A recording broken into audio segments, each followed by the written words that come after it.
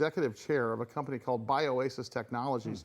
What do you know about the central nervous system, Rusty Nelson? I know it's right in the center. Yeah, it is. And sometimes I get nervous. It is the heart of neurological disease. But I wanted to talk to a biopharma, biotech person for a while because, you know, how do you weed through? How do you sift through what we heard yesterday? I mean, is it as good as we think? Should we not get too? Should we get overly excited? You know, our happy 90%. Days here again, right? Yeah, that's what Deborah joins us here. Deborah, thanks so much for swinging by today. And of course, we got your name. One of your fans let us know that we should have you on the air. So here we are. We get to talk to you now. How are you?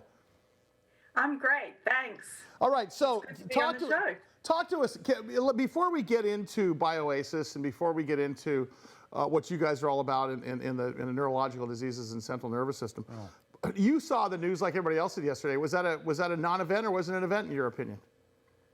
Oh, it's definitely an event. I think everyone's looking for a vaccine and we're making great strides towards it. So the news from Pfizer, and I'm sure there'll be other good news from other companies around a vaccine. So you talk about 1.25 billion people worldwide who suffer from hundreds of previously untreatable diseases in the central nervous system, otherwise known as the CNS, Rusty. The central nervous system. Well, I mean, talk about scientific advances. Talk about what you guys do. Well, think about the brain. I mean, everyone's concerned about Alzheimer's disease, Parkinson's disease, other forms of dementia. And really, you know, what we've seen in the industry is that when we're going after those big illnesses that have been so difficult to address and, you know, cures seem to be falling by the wayside, oftentimes, I think, it's been because the drugs are just not getting into the brain. Mm-hmm. You know, antibodies, for example, and I think we heard some news from Rathgen in the last few days. Mm-hmm. You know, antibodies find it very hard to get into the brain. Is that because I hear in my biology class that the brain gets a whole separate you know, infusion of blood, a separate kind of blood goes to the brain? Yeah, I mean, the brain is lined by the blood-brain barrier. It's there to protect the brain from infection and drugs that shouldn't be there. But sometimes you want drugs to be able to pass from the blood to the brain. And you know, you need to find ways that are safe to do this. Yeah. Bioasis has a way that is very safe. It relies on a natural receptor that lines the blood-brain barrier, and it's a very natural process.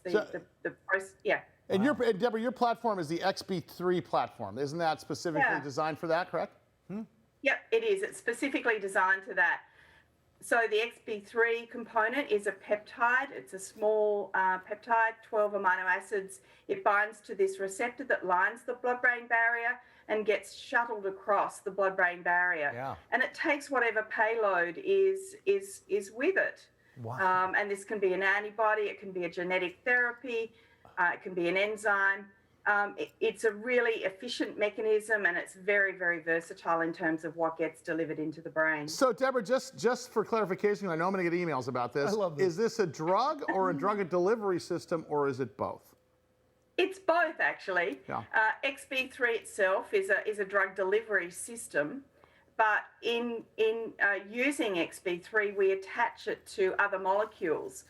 And when we attach it to other molecules, we're creating a whole new, what's called a new chemical entity. And as far as the patent office goes, that's a new molecule. As far as the FDA is concerned, that's also a new molecule. So we have really the best of both worlds. Yeah. You know, we can attach an old drug like Herceptin, which is used to treat breast cancer. It's an antibody product. It's been around for a few decades now.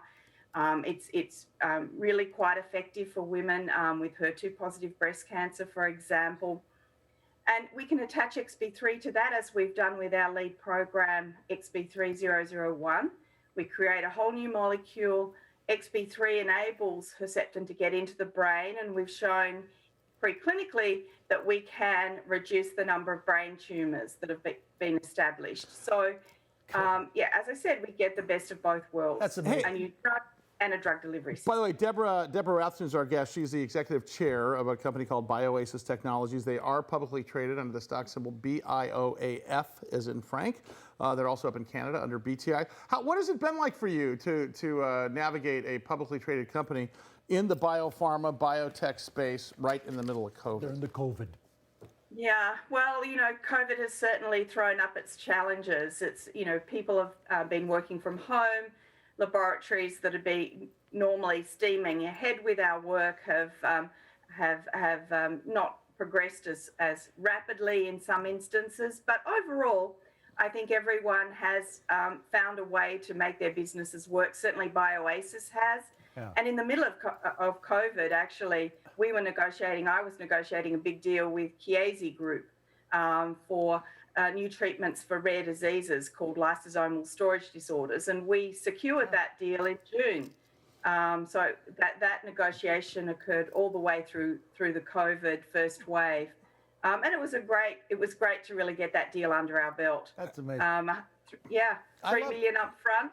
I love hearing you talk about that because it just seems like it's an average day in the life of you're talking about how to attach something to a molecule. Right, you know how long it would take me to figure out how to attach something to a molecule? Right, but more exciting about this is they're developing therapies for pains and for pain and Parkinson's disease and dementia and so on and so forth. Deborah, I want to have you back. I appreciate you taking the time out with us today. Deborah Rathgen is her name. She is the executive chair of a company called Bioasis Technologies, and their stock symbol here in the U.S. is BIOAF. Up there in Canada, it's BTI. But if you want to take a look at the website that you're looking at here, at least for our television audience, it's Bioasis, BIOASIS.US, Bioasis.us, and it'll talk to you about everything she's talking about there. Oh, if she comes